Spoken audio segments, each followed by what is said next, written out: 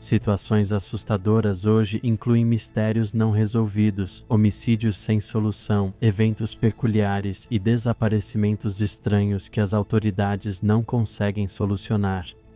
Alguns mistérios permanecem sem solução por anos e anos, com pouca esperança de que alguma conclusão seja alcançada em breve. Mas para outros, felizmente, a história é bem diferente. Hoje, vamos explorar 5 mistérios assustadores que, na verdade, foram solucionados. De assassinatos brutais a casos estranhos de amnésia. Apague as luzes, sente-se e aproveite. Com a Black Friday chegando, o que a gente mais gosta nessa época do ano é encontrar ofertas incríveis que normalmente não conseguiríamos. Bem, com o patrocinador de hoje, Raycon, já é uma oferta incrível o ano todo. Mas para esta Black Friday, você pode garantir os incríveis fones de ouvido deles por ainda menos, já que estão oferecendo até 30% de desconto para nossos espectadores em todo o site. Raycons são meu jeito favorito de ver vídeos no YouTube. Com conectividade multiponto que permite emparelhar 2 dispositivos ao mesmo tempo, esses fones são indispensáveis para qualquer amante de áudio. Os fones de ouvido deles têm cancelamento ativo de ruído. Nem consigo explicar como isso é bom quando você está em um avião ou trem. Você entra no seu próprio mundo, completamente imerso na sua música, vídeo, audiolivro ou podcast. E a função de carregamento rápido deles, onde 10 minutos de carga rendem 90 minutos de bateria, faz deles um divisor de águas para viagens. Não que você precise se preocupar muito em carregá-los, já que eles têm uma incrível duração de bateria de 32 horas. A qualidade da Raycon rivaliza com alguns dos maiores nomes do áudio premium, mas começa custando apenas metade do preço dos concorrentes. Um negócio incrível mesmo antes de você considerar o desconto de até 30% para a Black Friday. Eles também são estilosos e vêm em uma variedade de cores vibrantes, incluindo algumas bem únicas que eu nunca vi em outros fones de ouvido antes. Sem contar o quanto são confortáveis de usar. Agora é a hora de experimentar. Eles ainda oferecem uma garantia de satisfação de 30 dias, então você realmente não tem como perder. É hora de economizar muito na Black Friday. Acesse buyraycon.com/top5s hoje mesmo para conseguir até 30% de desconto em todo o site. Agora vamos ao vídeo de hoje. Apague as luzes, relaxe e aproveite.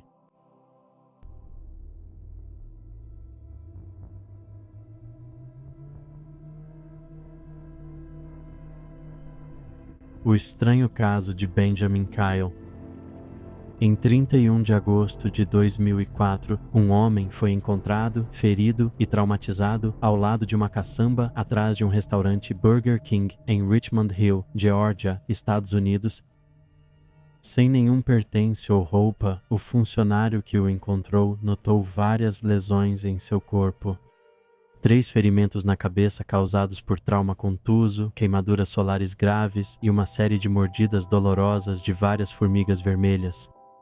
O serviço de ambulância foi chamado e o homem misterioso foi levado para um hospital em Savannah, Geórgia, onde pôde ser examinado por profissionais. Como o homem estava completamente nu quando foi encontrado, ele não tinha nenhum documento de identificação consigo e permaneceu inconsciente durante todo o tempo em que esteve no hospital. Do hospital, o homem ferido, agora em estado semiconsciente, foi internado no Memorial Health University Medical Center, onde pôde fornecer informações à equipe, com seu nome completo, Benjamin Kyle, sendo que o primeiro nome, ele insistiu, era escrito com 2 A em vez de um A e um I. Apesar do fato de que sua identidade não pôde ser rastreada, Benjamin insistiu que estava dizendo a verdade sobre seu nome. Quando veio à tona que o homem estava claramente passando por um caso grave de amnésia dissociativa, como resultado do misterioso trauma por objeto contundente que sua cabeça havia sofrido, começou a busca para descobrir quem ele realmente era. Benjamin Kyle foi liberado do hospital, onde passou os anos seguintes praticamente sem teto, vagando entre abrigos masculinos e instalações médicas e fazendo trabalhos de jardinagem para uma das enfermeiras que cuidou dele. Por volta de quando recuperou totalmente a consciência, Benjamin tirou algumas conclusões.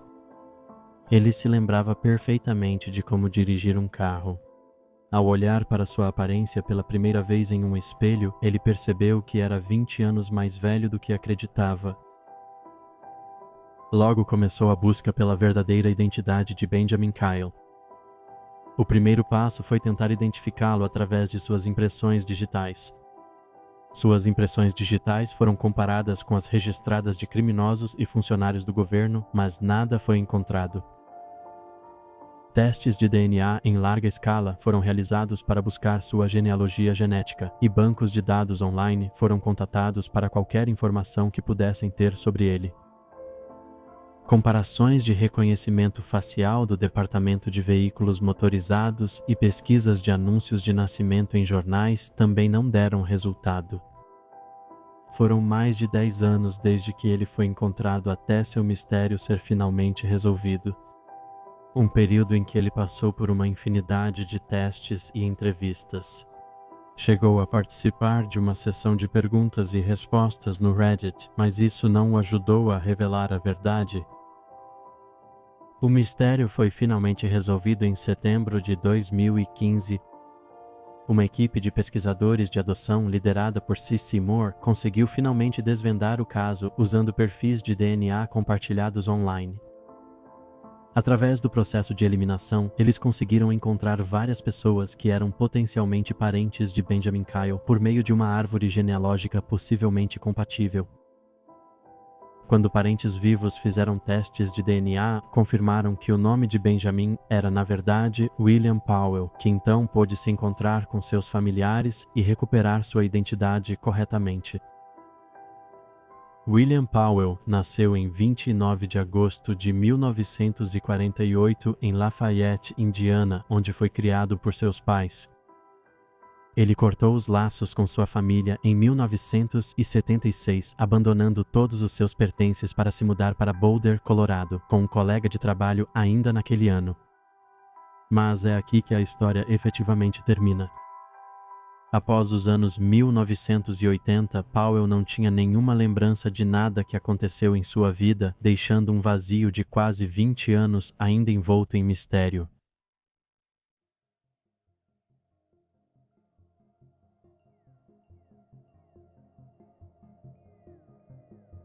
Depurando atrás da cortina de ferro, nos anos 1980, uma série de engenheiros de software que escreviam código para microcomputadores soviéticos se deparou com um fenômeno bizarro e bastante assustador. O microcomputador SM-1800, no qual eles estavam trabalhando, foi instalado em uma estação de trem próxima a Sverdlovsk, um local na Rússia que servia como um importante centro de distribuição nos anos 80. Seu propósito era redirecionar os vagões de trem para seus destinos corretos. Mas logo, um erro foi detectado que causou uma série de desastres. Os trens eram redirecionados para os destinos errados. Alguns talvez nem foram redirecionados e, em alguns casos, esses bugs faziam os trens colidirem. Estranhamente, porém, esses bugs só aconteciam à noite e todos os testes automáticos feitos pelos programadores indicavam que os computadores estavam funcionando como deveriam. Os programadores foram rápidos em abordar o problema e estavam determinados a descobrir o que estava causando essas falhas e colisões bizarras no sistema. Após vários testes, a equipe percebeu que esses bugs aconteciam quando um certo tipo de carga estava sendo transportada nos trens. Gado vivo, especificamente gado bovino, que estavam sendo transportados do norte da Ucrânia para um abatedouro na Rússia. Isso foi alarmante, já que anteriormente o gado era fornecido por fazendas no Cazaquistão e não na Ucrânia. Algo relacionado à carga ou aos trens que transportavam a carga deve ser o responsável. Mas o que poderia estar fazendo o sistema falhar de forma tão consistente todas as noites? A resposta, de forma assustadora, pode ser encontrada no infame desastre da usina nuclear de Chernobyl, que ocorreu em 1986. Quando o desastre aconteceu, a radiação foi lançada nas áreas ao redor, tornando impossível viver perto do centro da explosão até hoje. Na década de 1980, o nível de radiação em Chernobyl era muito mais alto, afetando a terra, as pessoas e os animais da Ucrânia, Bielorrússia e das regiões ao redor. Tudo começava a fazer sentido. Os engenheiros de software testaram sua teoria usando contadores Geiger obtidos de amigos que trabalhavam nas Forças Armadas para medir os níveis de radiação associados à carga que estava chegando. O que eles descobriram foi chocante. O gado transportado da Ucrânia estava coberto de tanta radiação que era capaz de afetar a memória dos microcomputadores enquanto passava de trem. Essa mesma carne estava sendo distribuída por toda a URSS para ser consumida pelo público em geral. Com o tempo, os níveis de radiação diminuíam e os computadores voltavam ao normal. Mas ainda assim é muito assustador pensar que algo aparentemente tão desconectado e mortal poderia estar causando esses problemas.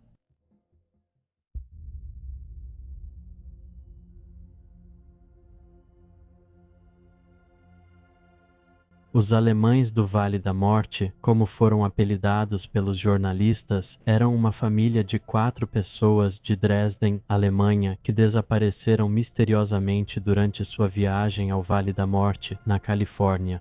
Parque Nacional, um dos lugares mais quentes e secos da Terra, conhecido por atingir temperaturas superiores a 56 graus Celsius ou 134 graus Fahrenheit. Os turistas eram Egbert Rimkus, 34 anos, Cornelia Meyer, 27 anos, George Weber, 11 anos e Max Meyer, que tinha apenas 4 anos de idade. A família chegou à América em 8 de julho de 1996 e pretendia passar várias semanas explorando a Califórnia, retornando no dia 27 de julho. Só no dia 22 de julho eles chegaram ao Parque Nacional do Vale da Morte, onde visitaram o centro de visitantes e compraram algumas lembranças. Antes de seguirem para as terras áridas para acampar durante a noite, visitando vários pontos turísticos no dia seguinte. O desaparecimento da família só foi percebido quando eles não embarcaram no voo de volta para casa no dia 27 de julho. A ex-esposa de Egbert Rimkus e mãe de George Weber foi quem deu o alerta depois de não receber notícias do filho quando ele deveria ter voltado para a Alemanha. As autoridades logo começaram a refazer os passos da família e ficaram alarmadas quando encontraram a minivan abandonada deles, no Anvil Canyon, uma parte muito remota do Parque Nacional do Vale da Morte e que normalmente seria muito difícil de acessar. 3 dos 4 pneus estavam murchos, mas a família parece ter continuado dirigindo apesar dos danos. As próprias rodas também foram danificadas pelo terreno rochoso após mais 3 quilômetros dirigindo com os pneus furados. Mais de 200 profissionais de busca e resgate vasculharam a região ao redor da van, mas nenhum sinal da família foi encontrado. No dia 26 de outubro, as buscas foram encerradas e considerou-se que a família havia falecido. Só em 12 de novembro de 2009 é que os restos da família, reduzidos a nada além de esqueletos após anos de decomposição e exposição ao tempo, foram encontrados por caminhantes a mais de 8 quilômetros a sudeste de onde a minivan havia sido descoberta. Documentos de identificação foram encontrados próximos, junto com um diário repleto de anotações em alemão. Só poderiam ser os turistas desaparecidos. Estranhamente, apenas os 2 adultos foram encontrados. Os ossos das crianças nunca foram recuperados. Teorizou-se que eles se perderam ao tentar pegar um atalho pelo Parque Nacional do Vale da Morte, mas subestimaram as condições e o tempo que levaria para voltar à civilização. Quando a van deles ficou danificada demais para dirigir, eles tentaram continuar a pé, mas a insolação foi mais forte e, infelizmente, eles faleceram antes que pudessem pedir ajuda.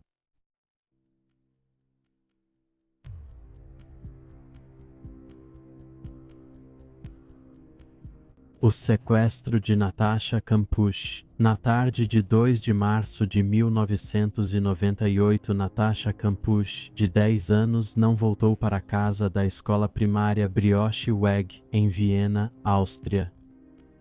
Sua mãe, Brigitte Cerny, e seu pai, Ludwig Koch, ficaram apavorados com a possibilidade de algo ter acontecido com a filha e entraram em contato com as autoridades.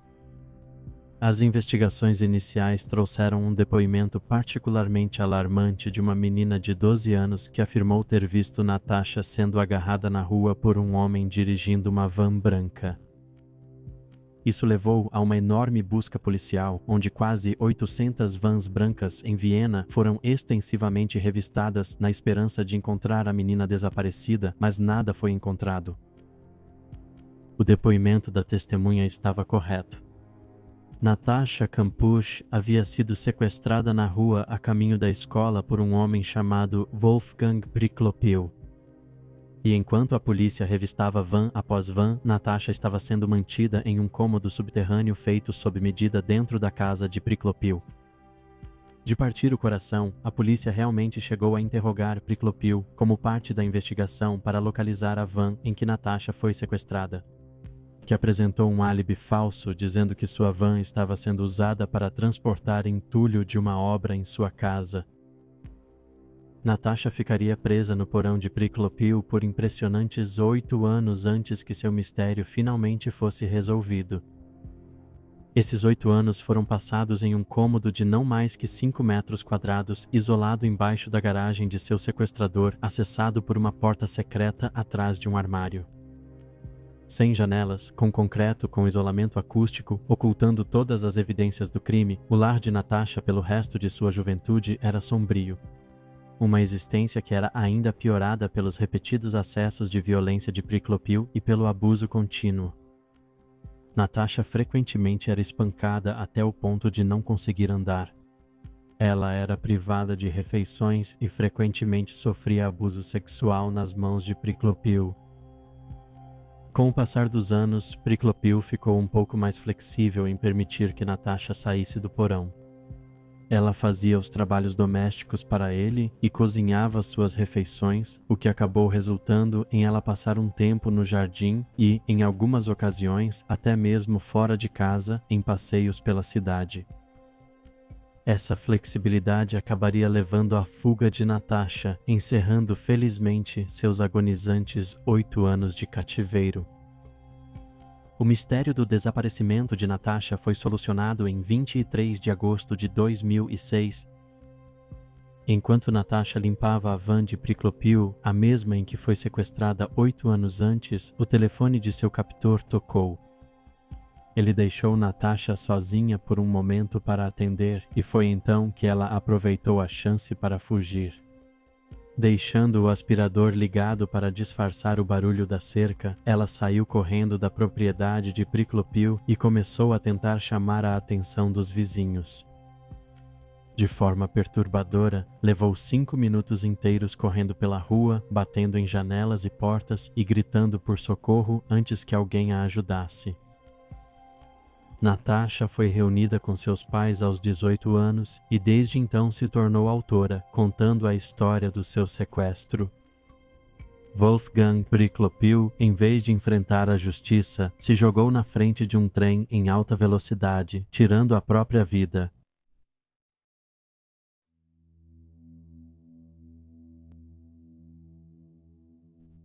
Os assassinatos em série de Claremont entre 1996 e 1997. 3 mulheres com idades entre 18 e 27 anos desapareceram após noites de diversão em Claremont, um subúrbio de Perth, Austrália. Como as circunstâncias eram alarmantemente semelhantes em cada desaparecimento, a polícia iniciou a busca por um possível assassino em série, tentando capturá-lo antes que ele pudesse matar novamente. 2 mulheres perseguidas por esse criminoso misterioso foram assassinadas. Os corpos de Jane Rimmer e Kira Glennon foram encontrados nus ou parcialmente vestidos, abandonados em uma área de mata nos arredores de Perth. A primeira das 3 vítimas do assassino, Sarah Spears, nunca foi encontrada.